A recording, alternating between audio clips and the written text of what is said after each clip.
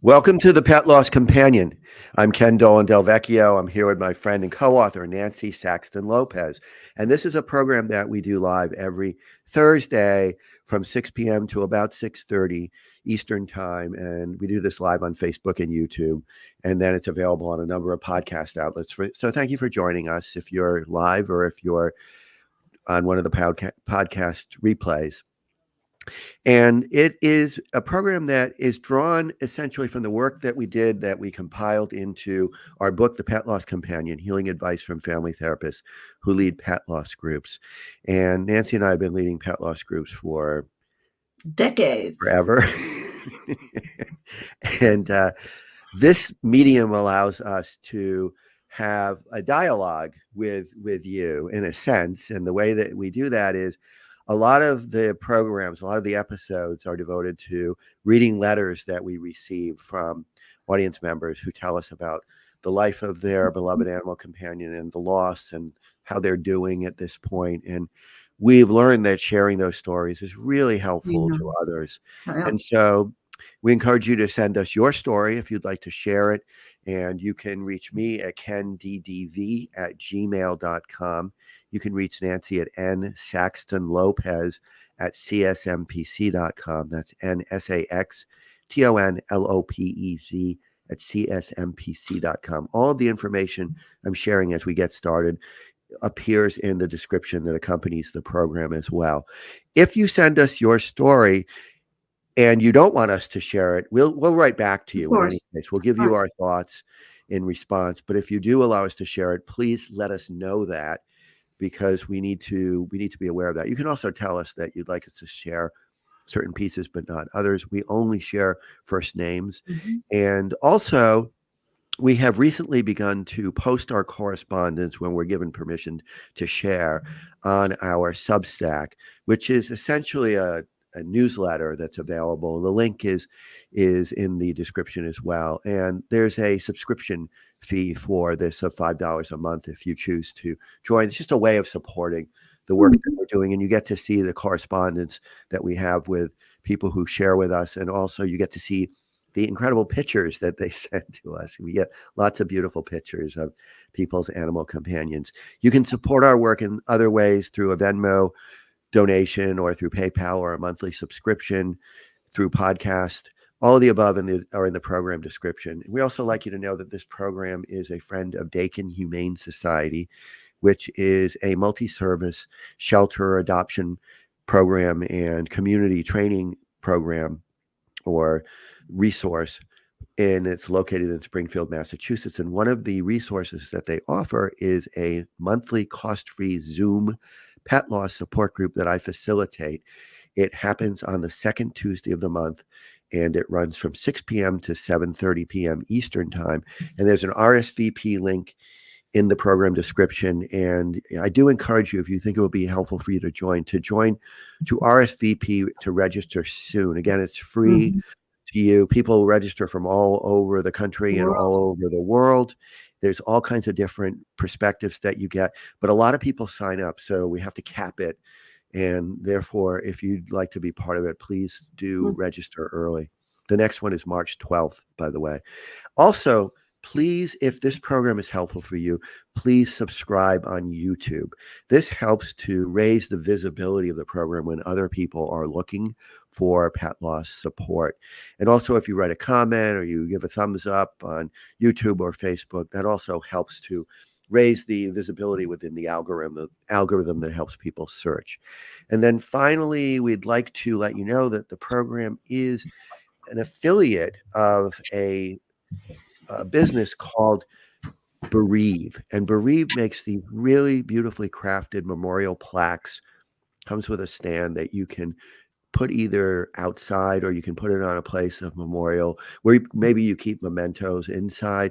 And if you purchase a plaque from Bereave, they give a percentage of what you purchase through the link that we have to us as support for the program. And Nancy's going to show you that it's a very nice plaque. It's very solid. We made sure that this was something that we thought was substantial before we made the partnership.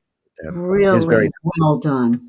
So yeah, you'd have you'd have an inscription of whatever words you want, and also a picture of your beloved lost animal friend. So, Nancy, want to get us started Yeah, for today? I want to echo something that you talked in the introduction about, Hmm. and it's about writing and grief Hmm. work. And there's something very cathartic, and we've heard this from so many people about writing the Hmm. story of your beautiful animal. And this can be done with people too, by the way. But Yeah, the absolutely. writing of the story of your animal and how you came upon your animal and the life that you had with them, and then as they got older or whatever happened in death, what was going on, what the feelings were, how it was handled, the questions you have. And there's something very important about getting that out on paper.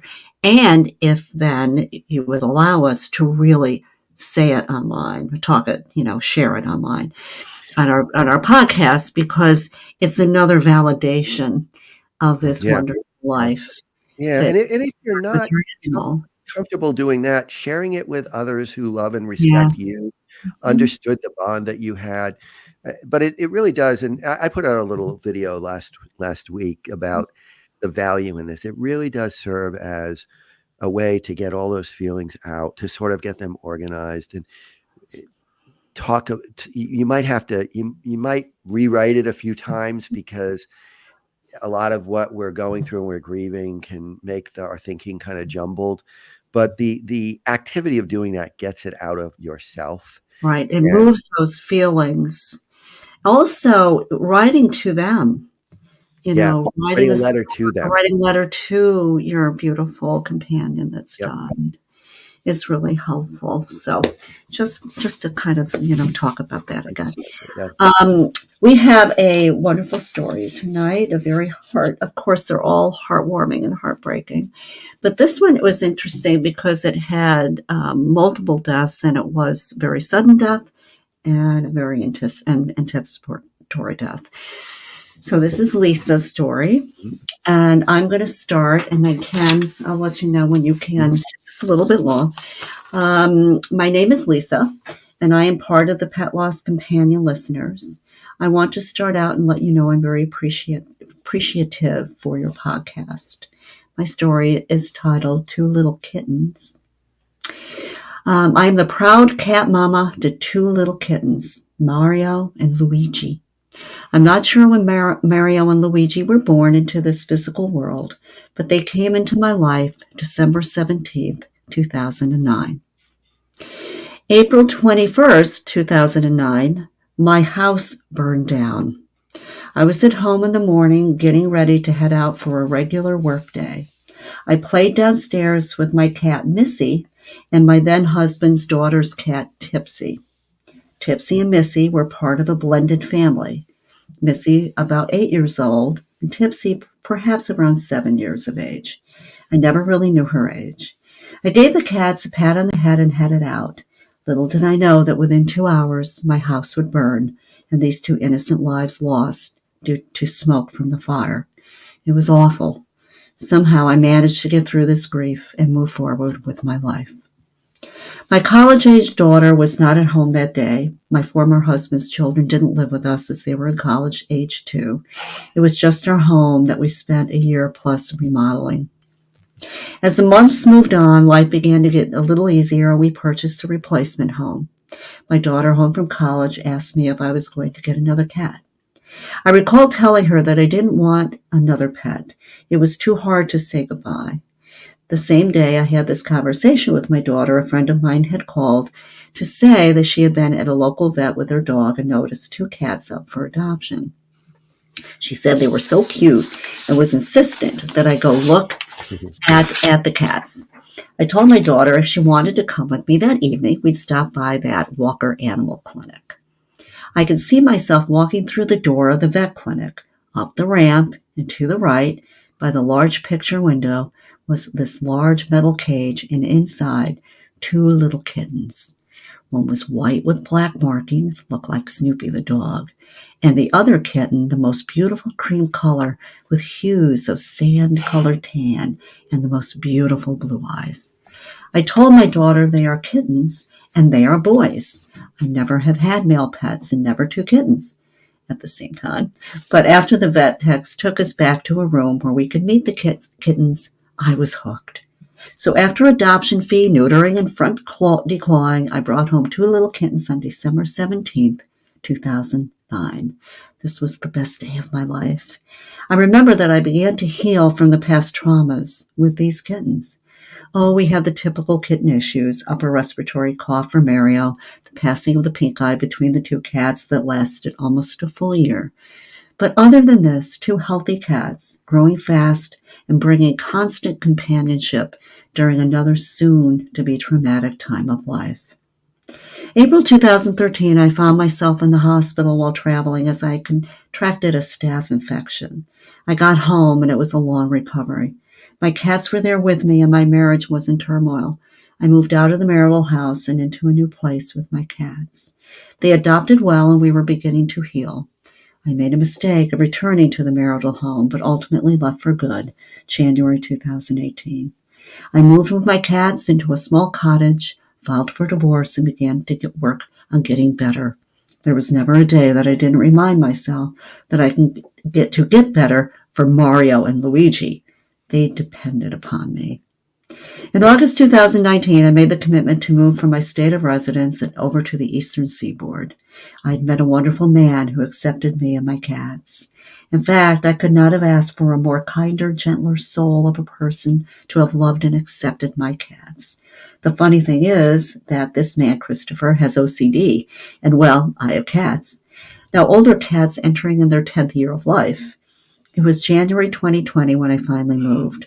COVID lockdown brought us closer together as I was home all day with the cats. We enjoyed life. They adapted well. Each night, Chris and I had a treat time with Mario and Luigi. Luigi loved to sit by Chris as he would stroke him on the head for hours. It was really therapy for Chris, who otherwise had a huge amount of anxiety due to the OCD. But somehow the cats could do no wrong. Life was awesome. It was spring 2023 and time for the cats to get their annual checkup.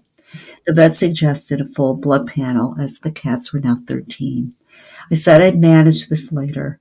I just wanted to get home as the cats did not like being at the vet. Luigi would get nervous and have accidents. Mario, on the other hand, was the big brother who would go with the flow. Such a sweet boy. I made arrangements to have Mario get a dental cleaning due to his periodontal issues. All older cats experience issues. However, what I didn't know was that on August 15, 2023, the vet would call me and tell me Mario's blood work came back, all good, except my heart sank. The tests showed CKD. I don't know what that, do you know what that is, Ken? CKD? Chronic kidney disease. Thank you. I knew something was wrong. Mario had not been grooming himself as he always did, and if he didn't groom, Luigi would groom for him. These cats were thick as thieves, a joint at the hip. Wherever Mario would go, Luigi would follow. Do you want to continue, Ken? Sure. So we tried new food for Mario. He wouldn't eat it. I began to get concerned as I could tell he wasn't feeling well. I was home working and noticed one day he was at the water bowl multiple times and then into the litter box. I called the vet. They said to bring him in as planned on Tuesday for his dental surgery. I said, I don't think he needs dental surgery because there's something wrong. So they got me in and said, somehow the cat is now diabetic.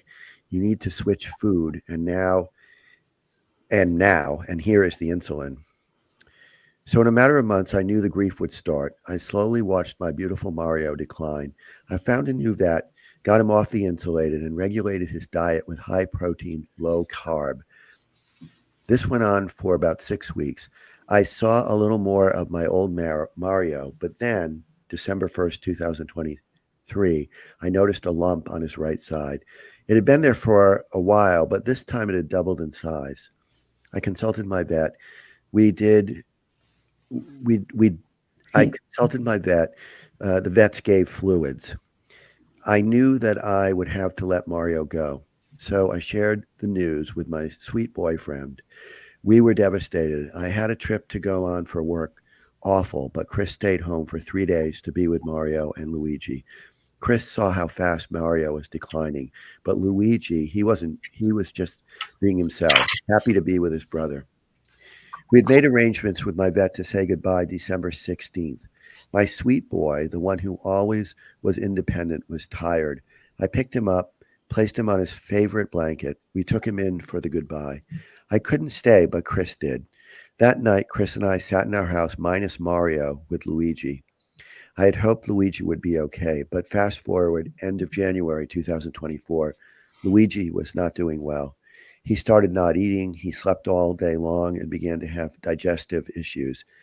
My sweet blue eyed boy was missing his brother.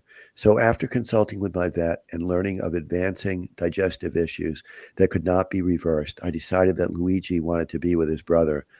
No matter how hard Chris and I tried to console Luigi, he just stopped wanting to live. February 8th, 2024, we had Lap of Love help my sweet boy across the Rainbow Bridge. I was able to say goodbye in his home with the two people who loved him the most. We placed him in the vet's blanket. I tucked his sweet body into the basket with a blanket. It's been 2 months and 10 days since Mario left, and about 3 weeks since Luigi left to join Mario. As what we believe is the Rainbow Bridge. I'm sorry, at what we believe is the Rainbow Bridge. I had a tremendous amount of grief now, but I am working on coping with the loss. I now have two little pine boxes that sit on the bench of my upstairs office. This is the same spot as Mario and Luigi sat when they were here in our home. Grief is awful. Anticipatory grief is hard. But for 14 years, I had the best buddies ever. I know that one day I'll be able to smile and remember little moments of happiness. It's getting a smidge better each day. I can't sit at home, so I'm doing lots of things. Chris and I have our own way of grieving, but we are being kind to each other. I take one day at a time. It is so hard. But I've read many articles on loss. One article reminds me that I need to take good care of myself, as that is what my cats would want me to do. I took amazing care of these two little kittens, gave them a loving home, filled with joy, happiness, sometimes sorrow, but we got through it.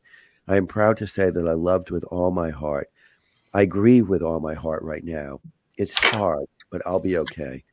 This letter is very long, but if I could share one more thing.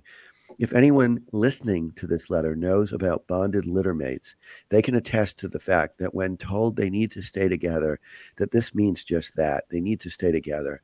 I'm so thankful that out of all the cats in the world, I was able to keep Mario and Luigi together for their entire lives. And today, as I look outside my window and into the blue sky, I know that they're together again. And one day, when the time is called for Chris and I to join them, we will all be together. Fondly, Lisa, Mario, and Luigi. I'm sorry, Lisa, Mario, and Luigi, the buddy's mom. Oh, that's so nice. So much is there. I mean, first to have a trauma in the death of her first two cats. That Yeah. is one of the most difficult challenges. She did not share a lot of that, but of course, I'm sure it really seared her and her husband and her daughter because, or a boyfriend, I think it was at the time, that these poor souls, were involved in. And it was really hard for her to even consider Yeah, getting new kittens. And right. one of the things I think we communicated to her was that that's a really hard thing. When you've suffered that kind of a tragic loss, it Yeah, can be particularly difficult to open your heart and your home again because you're it's so fearful that that kind of devastating. thing may happen again. It's And horrific. Yes. yeah, Um, and, unfortunately, it does happen. We've had stories with that, but it is something that's much more difficult in some ways to get through initially, of course, because it's a shock and there's a lot of denial, and that's the process.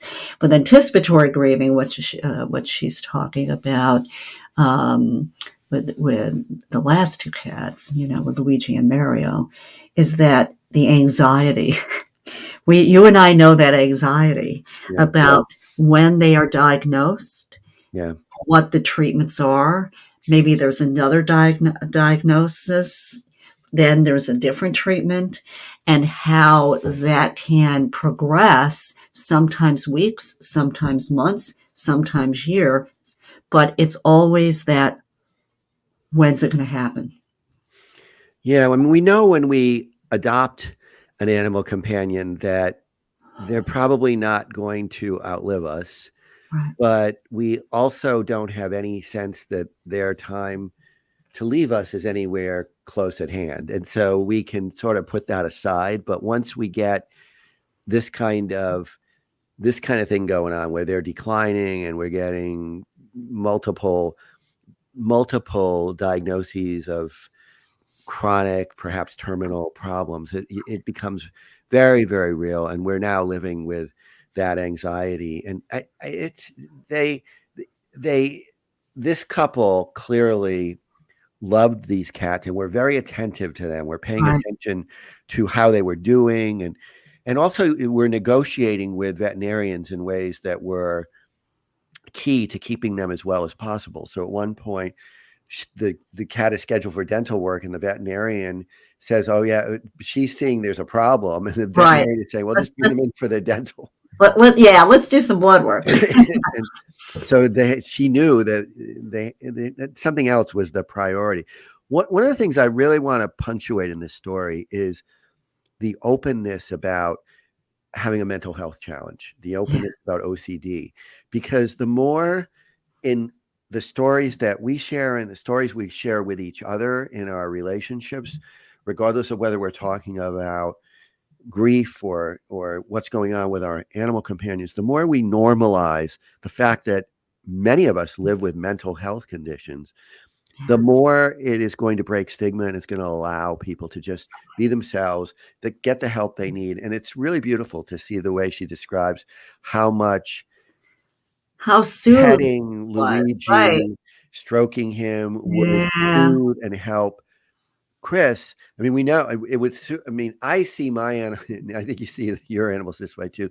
They're all unofficial emotional support animals, That's right. and it's just really important to know that there are extraordinary benefits to us in being close to them and touching them and taking care of them. And I really appreciate that Lisa is being so open about that, and I'm sure Chris allows her to do that. And Yeah. so it's a real gift from both of them. Well, also, I mean, she described Chris as this wonderful Yeah, person who was so wonderful, sweet, attached warm to her person. Yeah, and her cats, right? yeah, The other thing I wanted to mention, which is interesting, is how Mario and Luigi were so close. yeah. When Mario died, Luigi very soon afterwards. Now, I have a personal story with that because many years ago, the two pugs we had were Fred and Lulu. And Lulu had gotten diagnosed with a mast cell tumor. And my vet had said, well, we're not going to be able to remove it. It's probably going to be about 6 months. Mm-hmm. And I asked her, what are we looking at? What are our signs? And she said, a vomiting and seizures. So we went on, we took care of her. It was a very large tumor on her back end. It was very sad, and loved her, took care of her. And about 6 months to the day, she threw up and she had a seizure. Wow. And so we knew that then the cancer had spread throughout her body, and we did take her to be euthanized. That day, Fred licked her for the entire day. Uh-huh. He had never done that before. Mm-hmm. They had grown up together. They Mm-hmm. weren't litter mates, but they grew up together. And 2 months later, he died. It's so interesting. When I wrote in the book at Abbey Glen, I said, I know, Lulu, you called him home. You called him. Yeah. You couldn't be without him. But that happens sometimes with the closeness of animals. What it happened with my Isabel and Abigail. Yeah, Isabel right. died on June 19th, and I insisted Abigail would be. I told Abigail she had to promise to be with me for another 2 years. Yes, you did. And almost exactly 2 months later, in August 23rd, I believe, she had been somewhat sick. We had taken her to the vet a couple days before, and then she had some kind of congestion, and she just went into crisis and stopped breathing. And they weren't exactly sure what happened, but Tim, my husband, thought that she had just decided it was time. Yeah. And so she died. I mean, we were actually at the point of they were trying to help her pass because she looked to be in distress, but they couldn't get the needle. They tried a couple times with a needle, and then I just said, no, just let her go, because we're not doing the thing with the needle in the heart, No. and so she passed. But there's got to be something to that, because you hear. I mean, we've both experienced that. You hear that story Yeah. over and over again, and certainly these two were actually blood siblings. Yes. My two weren't. They were related. They were related. Yours, I'm sure, were probably related too, because Well, I don't know. Well, you no, I think we rescued Fred, and yeah. Lulu came from a breeder, but yeah, they were together for Mhm. almost 13, 14 years. So, Mhm. but a lot of times, yes, we know our animals. If there are two or three animals in the home and one dies, the other animals suffer. They can grieve Yeah. just like people can. They'll go and lay in the bed of the other that has gone, and it's amazing that also is part of the grieving process, is to us to see we're grieving, but they are grieving also.